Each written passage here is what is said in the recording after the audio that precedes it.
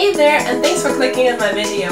I am Nadya Gill, and this is my channel, Persistent Action Taker, where I usually share tips and tricks to help you along your entrepreneurial journey.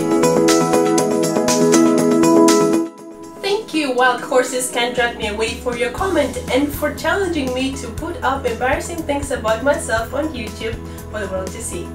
So that's exactly what I'm going to do today. I am going to share my 5 top weaknesses with you. And the reason these made to the top 5 is because they are probably permanent. I have either given up trying to fix them, or I don't see how they can possibly be fixed. So I hope you have fun watching this video. So here goes. Number 1 weakness is I'm really clumsy. Like really clumsy. I am constantly tripping on things and spilling things all over the place. If you ask any of my friends, they will tell you I am the worst person to be carrying around any kind of food, drink, or anything breakable. So I'm quite lucky that we live in Hong Kong, so when we have the round table dinner and the trail of food and sauce develops towards me, people just assume that I can't use chopsticks, even though I can.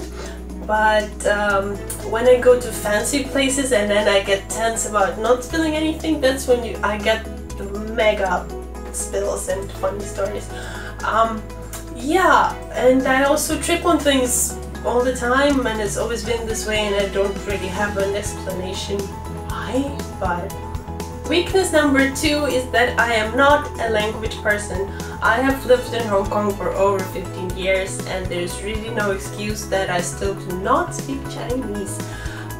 Not that I didn't try. I did try really hard in my first few years here, but then, you know, there would be like a summer holiday and the level of Chinese would go whoop, 0. Yeah, so eventually I just kind of gave up learning the language, although I do understand it a little bit. And it's quite obvious that I'm not from here, so people don't expect me to be speaking Chinese on the street. And if I can get away not speaking Chinese, I will not speak another language. So yeah, I'm not a language person, although English is my second language and I do like to think that I'm somewhat good at it. But I'm not the kind of person to jump at the opportunity to learn a few words in another language or to teach somebody else a few words of Russian. Although Russian teacher was my first job, but I was paid to do that, so Weakness number 3 is that I am weak in IT. You know how sometimes IT works like magic? Well, for me, it's magic all the time. And the reason I really got away with it after this point, I think, is because I'm a girl and our society is still a little bit biased in that way. When I ask for help again and again and again. Weakness number 4 is that I tend to take on too many projects. So what usually happens is I pile on projects one by one until I'm at full capacity, and then inevitably shit happens in one of the projects and it requires more attention, which means I can't give the same attention to other projects, and then it just becomes a game of hot potato throwing around until it actually becomes like a storm of hot potatoes, and I don't know what's going on anymore with any of the things that I'm doing, and I'm not on top of anything. And it's all a big mess, and then my brain decides to freeze. All the while I realize that I have brought this all onto myself. Weakness number 5 is that I'm sometimes quite stubborn.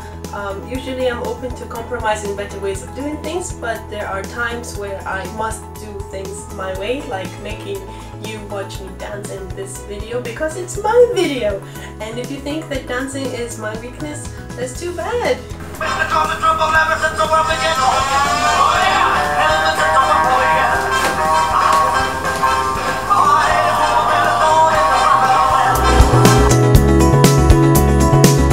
So that's my 5 weaknesses, and they're probably permanent and will stay with me until the end of me.